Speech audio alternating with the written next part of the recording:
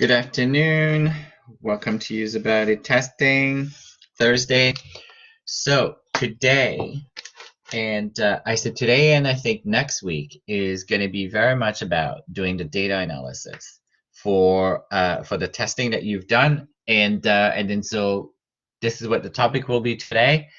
And I think also for next week, there's no content for next week, so it's called Open Lab. So we could also use next week for to do the analysis and the reporting. The report is due next week. Double check the date so that there's no confusion. So the final report is due for March 4th. So that is Thursday of next week. So we will use all of next week to do the also to allow you to work on the reporting of the report, which also has a template available for the report. And then you could review the report and see what the report needs to include. But I wouldn't be worried about the report right now. I would be more interested about understanding what happened in the session, and then you can look at how and what we should include in a report as well for the usability. But what's really key at this point is to really understand what has happened in the session, consolidate all of your findings. So I did not look at the details of what you sent me for your raw data, but thank you, I've received it. And I received a recording, so I will be looking forward to look at the recording for the ones that I haven't had a chance to review, which I will probably going to do during the session. And then you're really on your own to do the data analysis. A good article that I have mentioned, that I have listed, which is the analyzing the usability testing data. They actually make a recommendation on how you could structure your data analysis, how you could do your data analysis. I think it's actually very well done. Let me just open up that tab for you. It's very similar to what we've talked about yesterday. So I did say that, let me share this screen with you as well.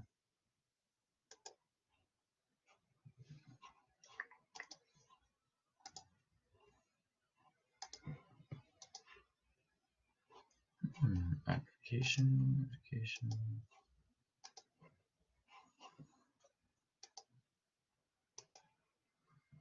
So as you go through your data, your notes, your observation notes, even if you choose to listen to some of the recordings, you will see some quotes. So there will be quotes that you could choose to include. For example, a participant at one point in one of the sessions that I was with said, "I would completely abandon. I never sign up to be able to do a purchase online." I think that's very powerful. That is an example of a quote. Now, all of your notes that you have and then print them and then code them. So you can do highlighting, you can code them, you can use sticky notes, it's up to you. You can do a Miro if you wanted, and you could create categories. What I like about the articles that I share with you, that I showed you, but before I do this, so you can do coding. So you can say this is navigation, this is labeling. Maybe you could have a code that says it's generic, or maybe it's terminology used, maybe it's process, maybe it's flow. So you could have, maybe you could agree all on the coding as well as a team if you wanted. And then you could all label your notes. That is one way that you could do. And then you could start from what happened really at the beginning of the session, which is the screening questions. So you could start saying, where are all of our answers to our screening questions? And you don't necessarily have to type them in today, but you could say there's going to be a time where we're actually going to collect all of the answers from the screener if there are new answers that we collected that we did not know of. But really, hopefully, the question you asked on the screener, you already had all of the answers from the agencies, but maybe there's some new things that you could say. Scenario one. So if I do think of Long and McCade, the first scenario was to find a guitar. So you could very well say, find a guitar, what happened for participant one? So everybody can then go through their notes and say, I have noted the following for find a guitar. Or you can all agree that you're going to have a table for find a guitar, and then everybody's going to go in Miro and put all of their notes for find a guitar. So the analyzing usability data article does a very good job with this, and let me just share with you very quickly. So this is a little bit of what they've done that I was describing to you. So they've grouped all of their findings uh, very similarly to, I would say, to the user scenario, right? Login, account overview, payment, checkout, listing, browsing, filtering, returns, canceling, anything that that you've done for all of your project very, very much apply. And but for your exercise, you can say, let's all take login and see what happened to participant 1. And then you can see what happened to participant 2 and participant 3. And then if I think of Longji and McQuaid, then we could say we're going to have a category for the user scenario 1 for finding guitars, the list of guitars, maybe filters. Maybe there was enough that has happened. Then the product details page, checkout page, cart, etc. Then you could say, we do this for all of our participants. And then we move on to scenario number 2. And then we see what was the number, say scenario number 2, scenario number 3, scenario number 4. So you can do all scenario for participant 1. It's really up to you. There's not one way. So you just have to find a way that you're comfortable with. And then you have to start from somewhere. So I would say start with scenario number 1. Don't even think about screener. If you don't, think about maybe scenario number 1, and then give it a try and see how it goes. So at the end, you're gonna do this for all of your scenario, for all your participants. You're gonna have humongous amount of items, and then you're gonna find that some of them will be maybe very specific to an area. Some of them may be just generic. People have told you or said things that had nothing to do maybe with the scenario. So maybe visual, maybe you're going to have cosmetic, maybe you're going to have labeling just in general. Maybe you're going to have something that was not in one of your flow that has also come up. Like stuck, out of stock, stock, out of stock. There was a participant for longs that had an issue with out of stock. There was confusion. Yes, it was at checkout, but maybe you're going to find that out of stock actually has popped up in many other places, not just during the checkout, or on multiple places, multiple stages. And maybe this is applicable for several of you too. So there might be items that are more generic that applies across. There'll be things that are very local that hopefully you're going to capture in the login or in the account overview. And then you can start thinking about recommendations. You may have some ideas. Maybe a participant made a recommendation. Doesn't mean you have to agree with, but maybe you list recommendations as well inside. So I say inside, maybe there are already recommendations that have been made, but you don't have to put the recommendation. So you could say, we're going to note the recommendations or ideas that maybe were proposed. And then you're going to need to do, at the end of this, you're going to need to do a prioritization, right? Of items. You may also choose to group them as well if you want. Just do some generic items as well that happen across or outside a scenario as well. So at the beginning, as you do, you just list. But I would say start with the scenario, but don't get caught up about, oh, what is an idea? What is recommendation? You actually go through your notes. And then you're going to say, maybe this is an idea.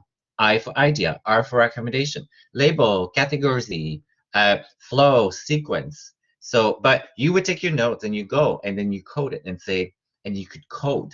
Then you can then extract all your coding and then put your coding into these groupings. So maybe your insight is I, and then recommendation is recommendation R. It's going to do this, and etc. So this something that you just have to agree as a team. Perhaps individually, you may just decide on your own coding if you want to. But you need to be prepared when you come back in team as a group. Someone else may have said, oh, I call this, but that's okay. But at least you are able to see it and view what happened and where it is. Now, you could, if you have all of your notes or use your paper copy, if it's digital, then you could add your coding to your digital. It's up to you. So, but it's really, there's no easy or quickest way, but this is where technology cannot replace human thinking and our brain, our expertise, our brain and our thinking, and also sometimes looking beyond what happened.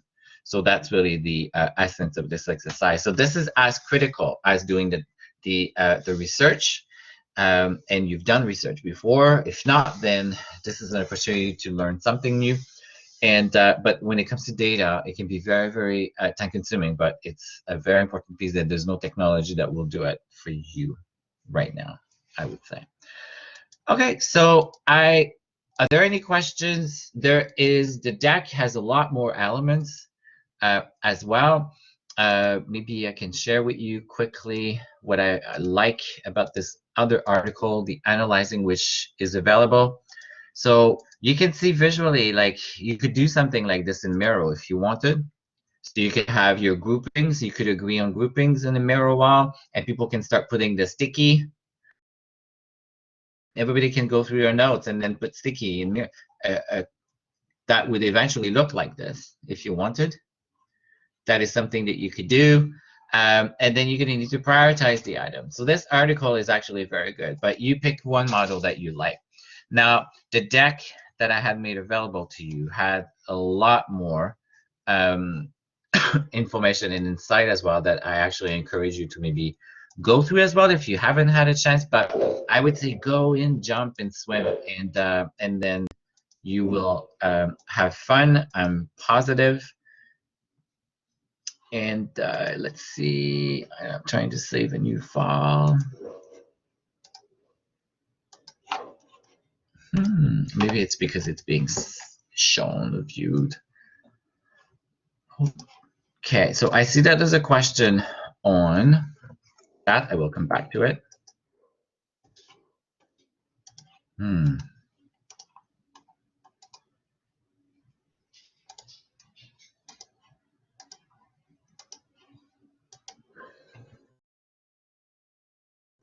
Okay, I want to make sure that I can share the screen that I was sharing with you on, but I will have to see how I fix it. Okay, so if we do that, should we then put the information on the formal? Yes, all information will have to be done in the formal report, which is new next week. So thank you for asking, Elizabeth. So next week you need a formal report. So I don't want to talk about the report right now because I think it will just mix you up. But there's a template, and I will reshare the template with you, and I will remind you where the template is as well. That shows what the final report needs to include. But yes, there's a final report that needs to be done, as well as if you were to report to a client.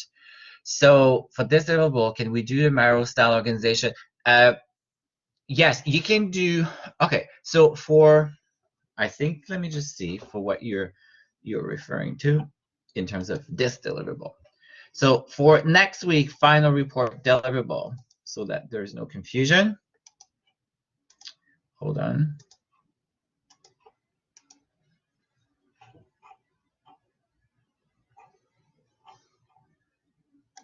Okay, so for March 4th, the March 4th final deliverable on screen that we look at will be a Word report. So you need to do the final report on the Word report, but you can use Miro to do your categorization, as we've said, as the article shown, as I've explained to you. And if you want your high-level summary, so for part E, which is by today or by end of tomorrow, you need to submit the following evaluation part E. For part E, you can use Miro if you want. So for part E, you can use Miro. And then, but for part F, you're going to need to use Word. Okay? So part E, I will update and say part E can be done in Miro if you want, but then the usability test report has to be done in Word. So I will make that little adjustment. Are we good? So I can create breakouts. Would you like me to create breakouts for the team so you guys can go to breakouts? I can come and visit as well. We are 5 teams, so I'm going to create 1, 2, 3, 4, 5. I'm going to create 5 teams. You guys can move, include moderator in groups assignment. I will allow you to switch as well, and there are teams. Number of groups are 5, so you guys can switch, and I will come and visit. But this is your time. You use the time for this. So you can stay here, or you can go to another place if you want. It's up to you. But you do have to submit Part E before, I don't know which day I said. You can do Part E. Oh, February 25th. So 25th. Today is the 24th. The 25th. I can give to tomorrow midnight. Part E. Is that okay? So tomorrow midnight, so I will put that. Tomorrow midnight, Miro is okay or Word. And for part F, it will be March 4th, and it will be a Word document. And then I will attach the template as well. So I'm going to open the breakouts, and if there are any questions, please feel free. I'm around. So I'm around. You can poke me if you need me to come in. I can help. I can help start as well, some of your teams, but I will come and visit you. So you're good until you can stay as long as you want, but at some point, we'll need to close